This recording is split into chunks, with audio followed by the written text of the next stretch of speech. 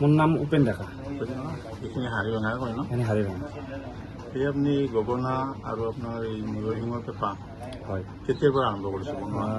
10-12 বছৰমান আগৰ পৰা পেঁপা, গগনা, সুতলি এইবিলাক বনাই আছে। সুতলি নবনাই, টকা টকা ডবোৱা কটাৰী। মানে গগনাটো কি বাঁহৰ বনাই এইটো? আমি ইয়াত যোনটো মাকাল বাঁহ বুলি কওঁ, সেইটো বাঁহৰে বনাই আছে। সেইটোৱে হয় ন? হয়, আৰু কি যাতে ব্যৱহাৰ কৰিব লাগে?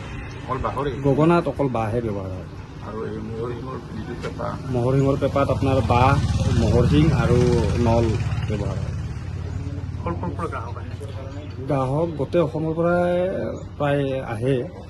নামনি অসমত বহুত বেছি। নামনি অসমৰ আটাইবিলাক দলে মোৰ পৰা পেঁপা, গগনা লয়। পূৰ্বৰ তুলনাত চাহিদা বৃদ্ধি পাইছে? হয়, বাঢ়িছে। আগতকৈ চাহিদা বৃদ্ধি পাইছে। আপোনাৰ এই কৰিব কিমান বছৰ হয়? মই আজি 12 বছৰৰ পৰা কৰি আছোঁ। মানে সঁহাৰি ভাল পাইছে না? হয়, ৰাইজৰ সহায়ো বহুত বিহুত বাদে বিহুৰ সময়ত বাদেও বিক্ৰী হয় নেকি আপোনাৰ? বিহুত বাহিৰেও বিক্ৰী হয়।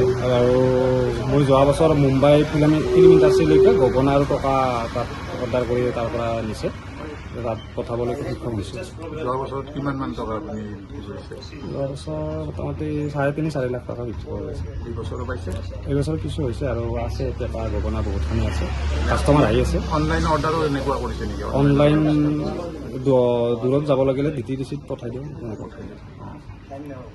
মোটামুটি আপোনাৰ এই ইয়াৰ পৰা যিটো উপাৰ্জন ঠিকে আছে নে আপোনাৰ? হয়, এইখিনি উপাৰ্জন ঠিকে থকা বুলি ক'ব পাৰি। গগনা কিমান দামৰ পৰা আছে? গগনা 100 টকাৰ পৰা 200, 300, 400 তেনেকুৱা দামৰ আছে। কিছুমান বহুত দামী গগনা থাকে। মূৰৰ শিঙৰ পেঁপা কিমান টকা? পেঁপা আপোনাৰ গোটীয়া পেঁপাটো 2000 টকাৰ পৰা 4000 টকালৈকে আছে। আৰু জুৰীয়া পেঁপা 5,500-6,000 টকাৰ পৰা আপোনাৰ 12,000-13,000লৈকে আছে। আৰু টকা? টকা 300 টকা বিক্ৰী কৰোঁ। সুতলিৰ ভিতৰত? সুতলি বিক্ৰী নকৰোঁ, সুতলি মই নিজে নবনাওঁ, ডবোৱা কটাই বনাওঁ। আমাৰ এই অঞ্চলত আপুনিয়ে কৰে ইয়াত? এই অঞ্চলত পেঁপা ময়ে কৰোঁ, গগনা কিছু ঠাইত কৰে, কিন্তু পেঁপা নামনি অসমত মোটামুটি মই গম পোৱাত ময়ে আছোঁ। আপুনি নিজেও বিহু দলৰ লগত জড়িত? হয়, আমাৰ হাৰিভাঙা ভাস্কৰ্য বিহু দলৰ লগত বহু বছৰ ধৰি জড়িত। মোৰ নাম উপেন ডেকা। এইখিনি হাৰিভাঙা কয় ন? এনে হাৰিভাঙা। এই আপুনি গগনা আৰু আপোনাৰ এই মূৰৰ শিঙৰ পেঁপা হয়, কেতিয়াৰ পৰা আৰম্ভ কৰিছে বনোৱা?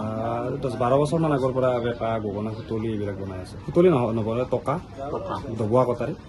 মানে গগনাটো কি বাঁহৰ বনাই এইটো?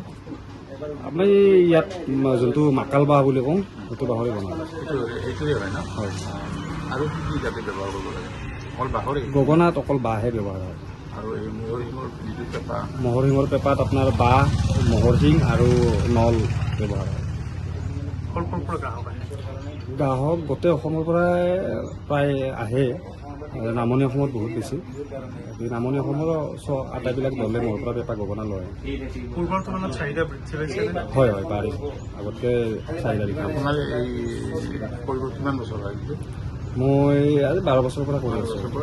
মানে সঁহাৰি ভাল পাইছে না? হয়, ৰাইজৰ সহায়ো বহুত বিহুত বাদে বিহুৰ সময়ত বাদেও বিক্ৰী হয় নেকি আপোনাৰ? বিহুত বাহিৰেও বিক্ৰী হয়।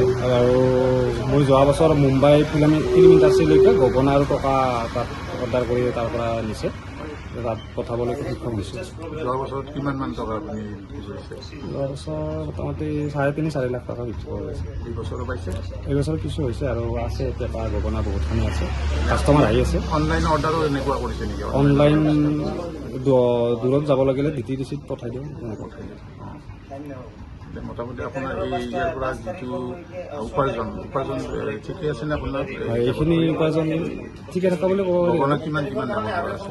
গগনা 100 টকাৰ পৰা 200, 300, 400 তেনেকুৱা দামৰ আছে। কিছুমান বহুত দামী গগনা থাকে। মূৰৰ শিঙৰ পেঁপা কিমান টকা? পেঁপা আপোনাৰ গোটীয়া পেঁপাটো 2000 টকাৰ পৰা 4000 টকালৈকে আছে। আৰু জুৰীয়া পেঁপা 5,500-6,000 টকাৰ পৰা আপোনাৰ 12,000-13,000লৈকে আছে। আৰু টকা? টকা 300 টকা বিক্ৰী কৰোঁ। সুতলিৰ ভিতৰত? সুতলি বিক্ৰী নকৰোঁ, সুতলি মই নিজে নবনাওঁ, ডবোৱা কটাই বনাওঁ। আমাৰ এই অঞ্চলত আপুনিয়ে কৰে ইয়াত? এই অঞ্চলত পেঁপা ময়ে কৰোঁ, গগনা কিছু ঠাইত কৰে, কিন্তু পেঁপা নামনি অসমত মোটামুটি মই গম পোৱাত ময়ে আছোঁ। আপুনি নিজেও বিহু দলৰ লগত জড়িত? হয়, আমাৰ হাৰিভাঙা ভাস্কৰ্য বিহু দলৰ লগত বহু বছৰ ধৰি জড়িত।